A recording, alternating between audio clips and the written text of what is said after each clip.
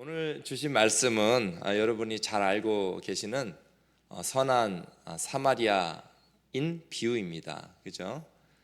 우리가 이 사마리아인 비유를 들을 때, 이 본문을 볼 때 좀 이게 착각하고 오해하는 게 뭐냐? 어떻게 하면은 우리가 사랑을 실천할 수 있을까? 어떻게 하면 선을 우리가 베풀 수 있을까? 그런 메시지로 우리가 이것을 다룹니다. 그래서 어떻게 하면 내가 이 선한 사마리아처럼 훌륭한 성도로서의 삶을 살아갈 수가, 이제 이런 생각을 많이 하게 되는데, 사실상 이 메시지는 그런 메시지와는 조금 더 거리가 있습니다. 원래 이 메시지는 어떤 말씀이냐면, 그렇게 생각하는 사람들, 우리 인간들의 어떤 생각이 있을 거 아니겠습니까? 특별히 우리 성도들은 그렇게 이제 많이 선하게 사랑을 베풀며 살려고 하지 않습니까? 그런 생각조차도 오히려 할 수 없을 만큼 우리 인간 자신이 하나님 앞에 교만하고, 우리 자기 자신을 드러내고 자기의 의를 드러내려는 그 존재라는 그런 상태를 고발하는 내용입니다. 그리고 우리가 가지고 있는 자기의 의, 자기를 인정받고 싶어하는 이런 마음, 이런 것을 철저하게 무너뜨리고 깨부수고, 오히려 주님께서 우리를 어떤 길로 인도하시는가, 진정한 자비와 사랑의 길을 가르쳐 주시고 인도하시고, 또 그 사랑의 길로 초대하는 그런 말씀입니다. 그래서 우리가 이 말씀을 들으면서 철저하게 우리가 우리 자신의 그런 모든 의의와 어떤 공로주의, 이런 것들을 내려놓고 온전히 주님의 은혜를 붙들고 주님의 자비를 의지하는 그런 마음이 되어야 하겠습니다. 이 말씀의 구조를 보면 철저하게 이 주도권이 누구에게 있느냐? 예수님께 있음을 보여줍니다. 주도권. 오늘 말씀도 보면 처음에 1절 그 첫 번째 절 9절 보시면 25절에 이렇게 하죠. 어떤 율법서가 일어나 예수를 시험하여 이르되 선생님, 내가 무엇을 하여야 영생을 얻으리이까? 이렇게 말씀합니다. 그러니까 내가 무엇을 해야 영생을 얻으리이까? 누구를, 이 태도를 보면 예수님을 시험하러 왔어요. 시험자의 자세로 내가 어떻게 하면 영생을 얻을 수 있습니까? 이 말은 겸손해서 어떻게 하면 영생을 얻죠? 이런 질문이 아니라 내가 해보겠다라는 거예요. 내가 영생을 얻을 수 있는 행동과 행위를 해보겠습니다. 이렇게 자기 주도적인 인상을 이렇게 만들고 있습니다. 근데 예수님은 그것을 허락하시지 않아요. 오히려 예수님은 내가 어떻게 영생을 얻습니까? 질문을 하니까 예수님은 답을 하지 않고 뭐라 그래요? 다시 질문하죠. 율법에는 뭐라고 되어 있느냐? 율법에는 뭐라고 되어 있느냐? 예수님이 오히려 주도적으로 다시 질문하는 거예요. 그러면 어떻게 되겠어요? 이 질문한 사람으로 하여금 어디에 세우는 거예요? 율법 앞에, 진리인 율법 앞에 이렇게 세웁니다. 율법에 뭐라고 되어 있냐 이렇게 말씀하니까 대답을 합니다. 대답하는 자가 누구예요? 이제 질문자가 대답을 하게 됐습니다. 이르되 내 마음을 다하며 목숨을 다하며 힘을 다하며 뜻을 다하여 주 너의 하나님을 사랑하고 또한 내 이웃을 내 자신과 같이 사랑하라 하였나이다. 이렇게 대답을 합니다. 예수님 뭐라 그래요? 맞다. 이것을 너도 행하라. 그래야만 살리라. 이렇게 말씀하시죠. 자, 그러면 예, 알겠습니다. 뭐 이런 것도 아니고 다시 자기를 옳게 보이려고 다시 어떻게 해요? 이 질문하는 자가 또 질문하는 거예요. 그러면 내 이웃이 누구입니까? 라고 질문해요. 그러니까 이 사람은 항상 자기 주도적이에요. 자기가 뭔가를 하려고 해요. 근데 예수님이 그런 주도권을 놓지 않습니다. 내 이웃이 누굽니까? 그러니까 예수님께서 선한 사마리아인 비유를 드시죠. 선한 사마리아인 비유는 사실상은 선한 사마리아인이라는 그 비유 앞에 이 사람을 세우는 거예요. 그리고 다시 누가 질문을 하시죠? 예수님이 질문하십니다. 근데 질문이 완전히 뒤집히는 걸 볼 수 있어요. 이 사람은 뭐에 대해서 질문하냐면 내가 도와줄 그 이웃, 이웃을 사랑하라 했으니까 내가 도와줄, 내가 할 수 있는, 내가 도움을 준 이웃이 누구냐 이렇게 물었더니만 예수님이 오히려 질문을 되받아서 질문을 다시 하는데 네가 도와줄 이웃이 누구냐 이렇게 말하는 게 아니라 뒤집어서 얘기해요. 선한 사마리아 비유는 예수님이 이제 비유를 드시고 누가 이 강도 만난 자의 이웃이겠냐 이렇게 질문합니다. 질문이 뒤집어졌죠. 그 율법사는 어떻게 얘기를 합니까? 내가 도와줘야 하고 보호해줘야 할 이웃 대상이 누구십니까 하면서 누굽니까 하면서 그 이웃에 대해서 질문했는데 예수님은 그 이웃을 그가 찾는 대상으로 이웃을 말하지 않고 오히려 그렇게 도와준 자에 대해서 포커스를 맞추고 있는 거예요. 그래서 이 구조 자체가, 이 말씀 구조 자체가 철저히 어떤 구조냐면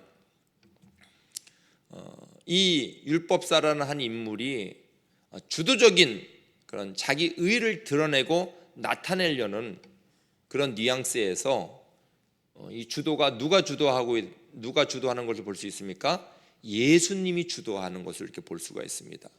그래서 여러분 우리가 사실상 이 율법사라는 이 사람을 통해서 우리를 말씀하는 거거든요. 우리를 교훈하시는 것입니다.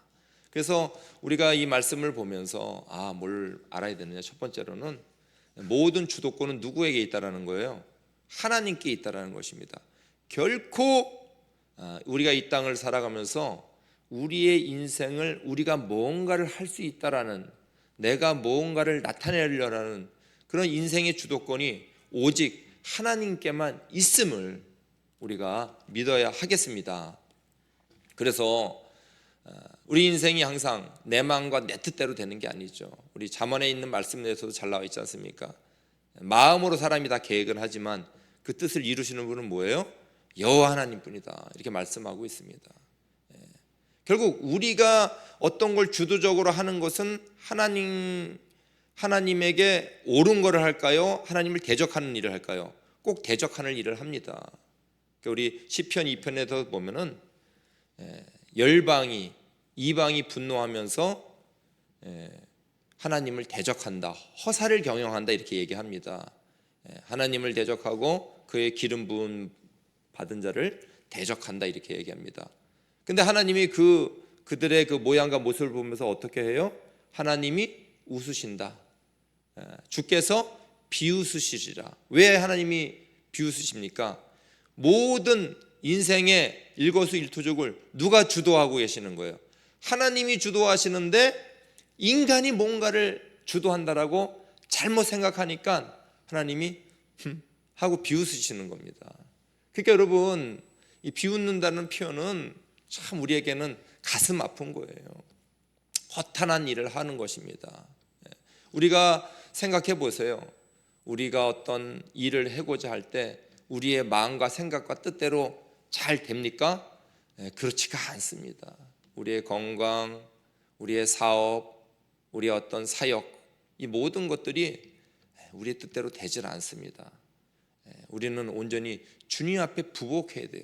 항상 인간은 치열하게 내 뜻과 내 주장, 내 주도를 가지고 고민합니다. 이것을 하나님께 맡기는 복이 있길 주님을 축원드립니다.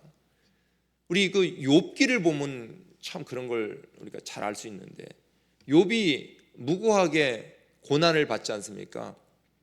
아픔 내내 고통스러우면서 고통보다 더 고통스러운 게 왜 이런 고난이 내게 왔는지 따지고 싶은 거야, 하나님 앞에. 그 친구들이 와갖고 뭐 희한한 말 하니까 더 따지고 싶은 거예요.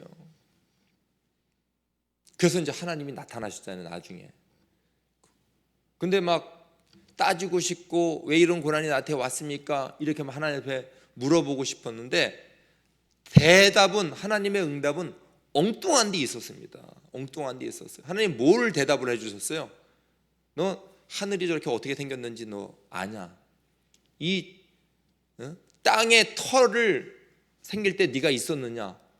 이런 대답을 하나님이 해주시는 거예요. 거기에서 욥이 충격을 받는 거예요. 그렇구나.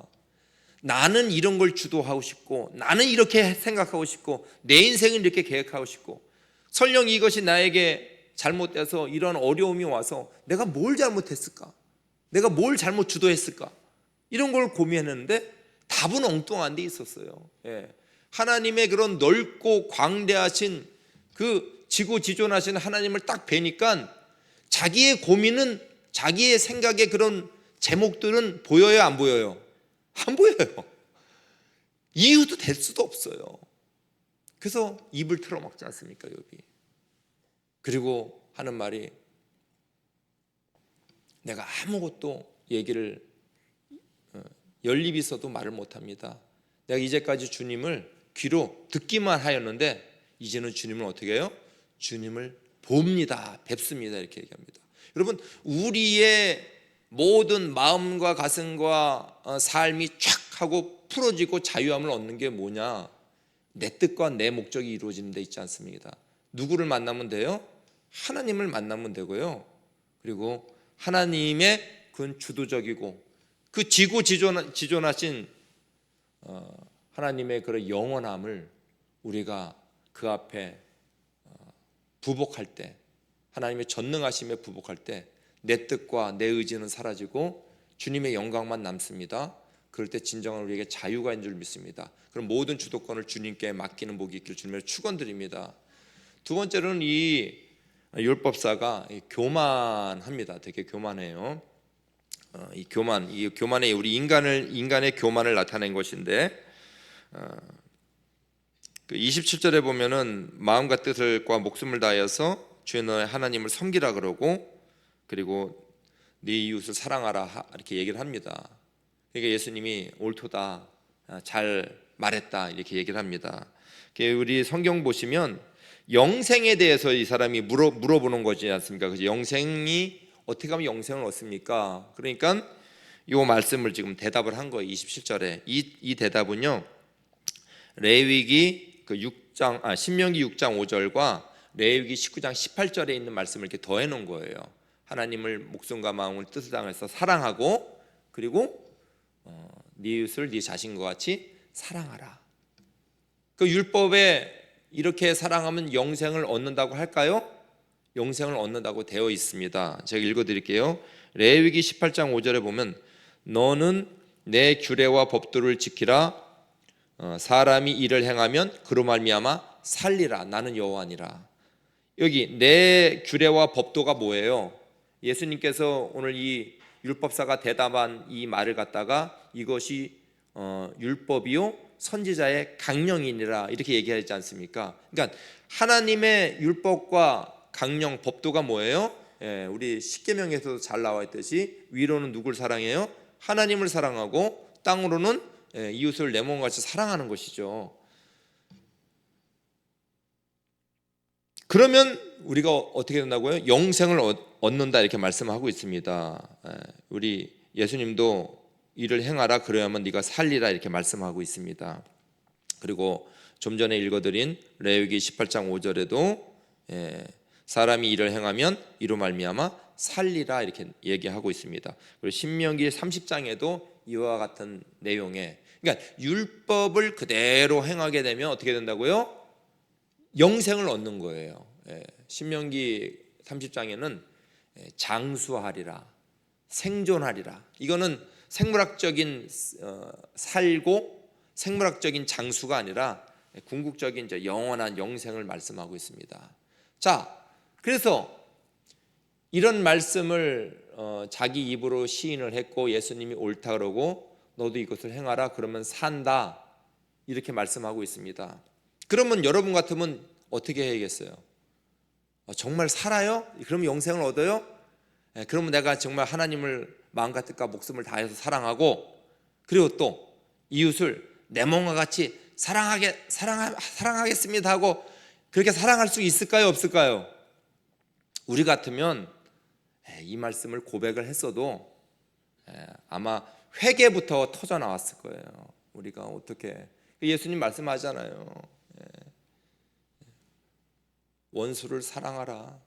오른밤을 치면 또 왼밤도 대라.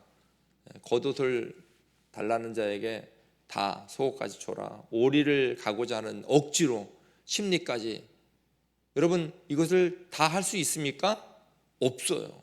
없으면 회개부터 나와야 되는 것이죠. 회개부터 나와야 되는데 이 사람은 어떻게 해요? 내 이웃이 누굽니까? 이렇게 한다라는 거예요.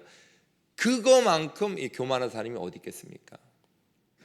그러니까 참 우리는 내가 할 것 같아도 그게 안 돼요. 사람은 3번 참으면 이게 막 뒤집어져요. 선을 행한다고 밥을 제가 3번을 샀어요. 누구에겐가. 이게 이제 뭐 그런 일은 없는 건데 3번을 누가 이렇게 샀어요. 자, 그럼 어떤 마음이 들어요? 밥을 샀으면, 3번을 샀으면, 하나님 감사합니다, 이 마음이 들어야 되잖아요. 그런데 어떤 마음이 드냐면 밥 3번 사면 그래도 한 번쯤 저쪽에서 사줘야지, 이런 마음이 들지 않습니까? 당연히 그런 말 드는 게 당연한 건데도 불구하고 당연한 게 아니에요. 신학적으로 영적으로 따지면 그게 인간의 자연의 죄성에서 나오는 본성이에요. 사람은 어떤 거를 이렇게 참잖아요. 이게 다 참는 거란 말이에요. 내가 이 사람한테 선을 행하면 뭔가 저 사람도 나한테 좀 잘해주면 좋을 텐데. 여기 보니까 28절 한번 보세요. 예수께서 이르시되 내 답이 옳도다. 이를 행하라. 그러면 살리라. 그 사람이 자기를 옳게 보이려고 예수께 여짜오되 그러면 내 이웃이 누구니까? 자, 이웃을 찾습니다. 순수한 마음을 가지고 내가 이웃을 사랑하겠습니다, 이런 마음이 아니에요.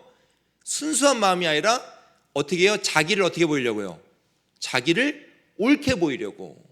그러니까 이건 이 한 사람을 얘기하는 게 사실상은 아닙니다. 사람이 그래요. 우리가 어떤 선을 행하고 사랑을 실천하는 건 순수한 마음으로 하면 좋을 텐데 그런 사람은 없어요. 우리 로마서나 그리고 갈라디아서 보면 율법을 주신 이유가 나와요. 율법의 기능이라 그러죠. 율법을 주신 이유가 뭐예요? 여러분, 율법을 행하라고 주신 거예요? 어떻게 하라고? 왜 주신 거예요? 율법을, 하나님 말씀을 지키라고 주신 거예요? 아니에요. 갈라디아서나 이게 로마서에 보면, 특히 로마서 3장 20절에는 어떤 육신을 갖고 입은 사람도 하나님의 율법으로 의롭다 할 자가 하나님 앞에서는 있다 없다? 없다. 율법으로는 뭘 깨닫는다고요? 죄를 깨닫는다. 이게 율법의 기능이에요. 하나님께서 율법을 주신 이유가 사실상 우리에게 지키라 그러지만 지켜보면 지켜져요, 안 지켜져요? 안 지켜져요. 그래서 율법은 죄를 깨닫는데 주신 거예요. 그런데 이 사람은 지금 율법을 지켜보겠다고 내 이웃이 누굽니까? 이렇게 얘기하고 있지만은 그 앞에 뭐를 갖다가 달아놓고 있어요? 자기를 옳게 보이려고. 그러니까 우리 사람들은요, 사실상은 순수하게 율법을 지킨 사람이 없는 거예요. 3번 밥 사줬으면 그 자기를 좀 인정해줬으면 좋겠어. 고맙다고 하든지 아니면 다른 뭘로 선물을 주든지, 이게 우리의 인간의 마음입니다. 이게 우리 인간의 마음이에요.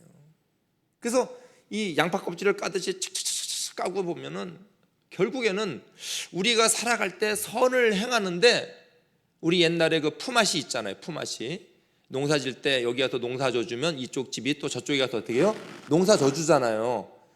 품앗이는 사실상은 이런 성경 말씀을 순전한 마음으로 사랑하고 섬기는 게 아니에요. 그냥 서로 간의 이해 타산입니다.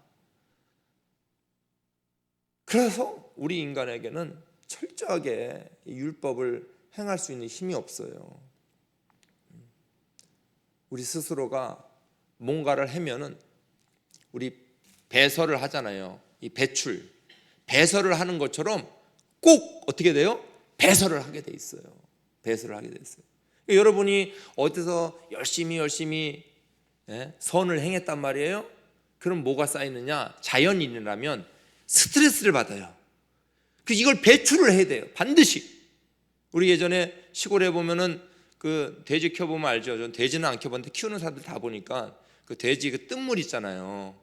아침에 새벽에 가서 이렇게 보면은 찬찬하게 맑아요. 그런 이제 뜬물에다가 이렇게 손 넣어갖고 뒤집으면 어떻게 되죠? 별게 다 올라오잖아요. 막 꽁치대가리부터 시작해가지고. 사람이 속이 그렇단 말이에요. 그래서 이게 한번 팍 뒤집어지면 이 뚜껑이 열리는 거예요. 참다. 이 뚜껑이 어디서 열릴까? 여기서 스트레스를 받으면 가정으로, 가정에서 한번 뻥 터지면, 또 가정에 스트레스 받으면 어디로든지 우리의 배설처럼 나오게 돼 있어요. 이거는 선이 아닙니다. 진정하게 순수하게 섬기는 것은 그렇게 하지 않습니다. 우리가 교회 사역을 하도 마찬가지입니다. 이 정도 했는데 누가 나 좀 안 알아줄까? 이런 것들이 우리에게 있을까요? 없을까요? 있어요. 그럼 내가 했던 것이 다 거짓된 것인가? 그건 아니라고 봐요. 나는 하나님의 은혜로 했어요. 우리가 선을 행할 때는요, 좋은 일 하면 전부 다 하나님의 은혜예요. 근데 뻥 터지잖아요. 그 은혜가 어쩌다가 내 마음과 내 심령에 나에게는 어떻게 쌓여졌느냐? 내 의로 쌓여질 때가 있어요. 이걸 조심해야 돼요. 그래서 여러분이 뻥 터지고 너가 누구 좀 안 알아줄까? 누가 좀 칭찬 안 해줄까? 이런 마음이 들 때는 그게 내가 이게 은혜로 하는 게 아니라 뭘로 한다라는 거예요? 내 자연인, 죄의 본성인 이 의가, 나의 의가 쌓여지고 있다라는 것을 여러분이 딱 그때 생각해야 됩니다. 그때 주님 앞에 부복하는 복이 있길 주님으로 축원드립니다. 그래서 이 사람이 자기주도형이고 이러한 말씀을, 율법을 앞에, 예수님이 율법 앞에 세울 때 오히려 회개하고 부복하는 것이 아니라 어떻게 해요? 내가 한번 해보겠습니다. 근데 그 해보겠다라는 그 이유가 뭐예요? 자기를 옳게 보인다라는 것. 이것이 바로 인간의 교만이고 인간의 자기 의를 드러내는 그런 죄성이라는 것을 우리가 알 수 있습니다. 근데 예수님이 진정한 이제 답을 주시죠. 누구에게 이 사람을 세우냐면 한 사람에게, 인물에게 비유를 들어서 세우죠. 사마리아 사람이 있지 않습니까? 어떤 사람이 강도 만난 사람이 있어요. 다 죽어가요. 가만히 놔두면 죽는 거예요. 죽는 거. 근데 누가 처음에 지나갔죠? 제사장이 지나갔습니다. 훌륭한 사람이죠. 레위 사람이 지나갔어요. 똑같이 훌륭한 사람입니다. 다 레위 사람이면 이제 뭐 지금 말하면 교인, 성도를 말하는 거죠. 다 지나가요. 근데 누구는 안 지나갔어요? 사마리아 사람. 이 사마리아 사람은 유대인들이 볼 때 형편없다고 생각하는 사람들이죠. 대상들이죠. 근데 그 사람은 어떻게 해요? 집이 아니라 가서 불쌍히 여겨서 가서 보살펴주고 포도주를 바르면서 치료해주고, 이래도 안 되겠다 싶어가지고 어떻게 해요? 어디로 데려가요? 주막으로 데려가지 않습니까? 주막으로 데려가가지고 보살펴 주다가 또 자기의 또 업무로 떠나야 할 시간이 있어서 내가 갔다 올 동안 주막 주인한테 또 맡기고, 그리고 또 비용이 더 들었으면 어떻게 해요? 비용까지. 여러분 이런 경우가 있을 거예요. 요즘으로 얘기하자면은 누가 다쳤어요. 그래갖고 아무도 안 돌아보는데 제가 갔더니만 상황이 심각해요. 그래서 119를 불렀어요.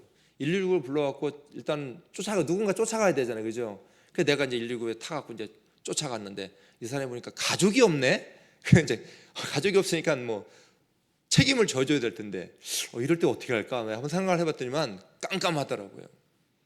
사실상은 여러분 이 예수님께서 선한 사마리아 비유를 들으시고 이제 뒤집어서 예수님이 물어보십니다. 너가 내 이웃은 누구냐고 네가 찾았느냐? 예수님은 어떻게 해요? 거꾸로 얘기를 해요. 그 사람은 이웃을 찾았다면 누가 이웃이 되었겠어요? 강도 만난 사람이 이웃이 되었겠죠. 그 사람한테는, 율법사한테는, 그죠? 예를 들자면. 근데 예수님은 그 이웃을 이 사람이 도울 대상자에게 이웃이라고 말하지 않고 이 강도 만난 사람을 돕는 선한 사마리아 사람을 들어서 다시 뒤집어서 질문을 합니다. 예. 이 강도 만난 자의 이웃은 누구냐고 물어봅니다. 뭐라고 대답하죠? 이 사람은 율법사는 유대인이니까 차마 누구라고는 대답 못해요. 사마리아 사람이요, 이렇게는 말을 못하는 거예요. 왜요?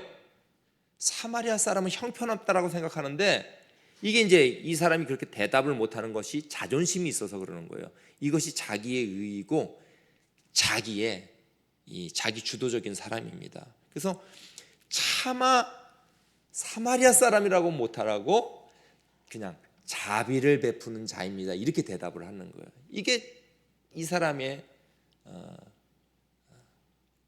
교만과 자기의 자존심이 있는 것입니다. 이게 우리의 모습인 것이죠.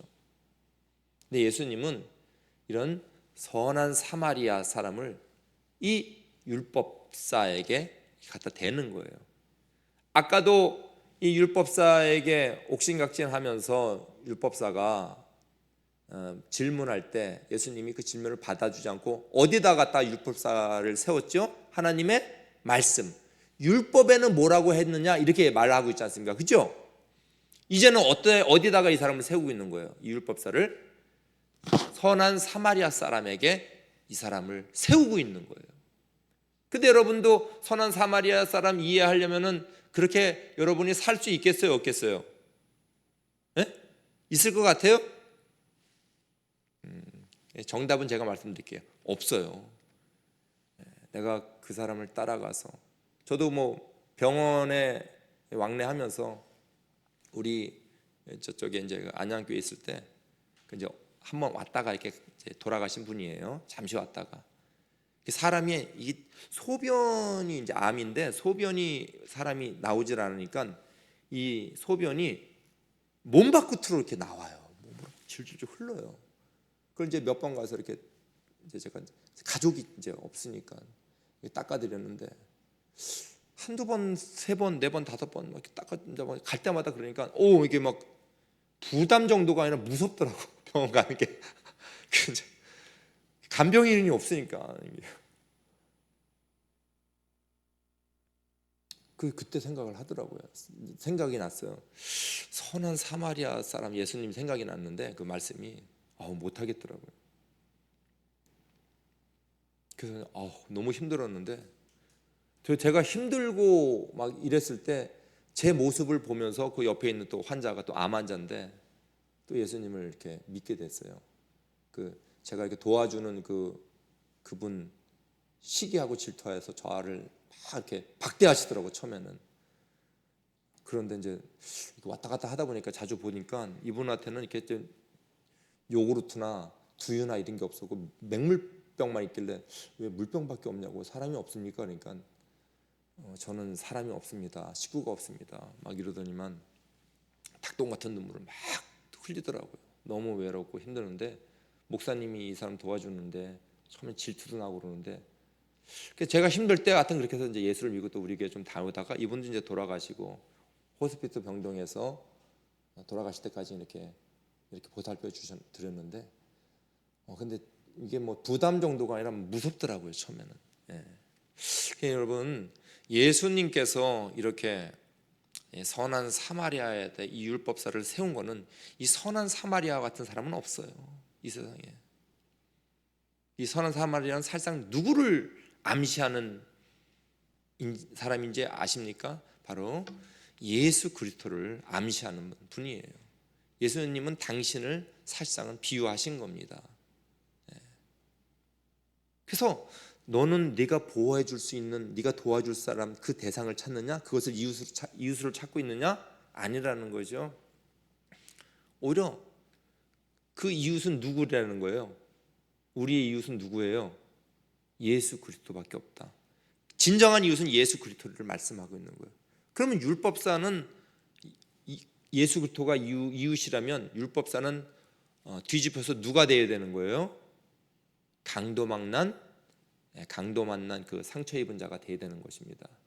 예수님은 이렇게 우리를 사실상 우리의 의와 우리의 교만을 깨시고 사실상의 진정한 당신만이 우리의 구주이시고 강도 만난 자 같이 우리는 회생불능의 사람을 우리 주님께서는 그 하늘 영광 보좌를 버리시고 이 땅에 오셔서 종의 형체로 오셔서 당신의 목숨까지 내어주시면서 우리를 구원하여 주신 우리 주님만이 참된 이웃이고 참된 구원자라고 회복자라는 것을 말씀하고 있습니다. 그리고 나서 이 율법사에게 누가 이웃이냐? 차마 대답을 못하는 거예요. 그런 자존심을 깨시기를 주님으로 축원드립니다. 그리고 예수님이 한 말씀 더 던지셔서 너도 가서 이와 같이 하라. 아까는 율법을 행하라. 그러면 살리라. 이거는 굉장히 무서운 말인데 이와 같이 해라. 본을 보여주신 게 아니라 누구만이 구원자라는 걸 보여주세요? 예수 그리스도만이.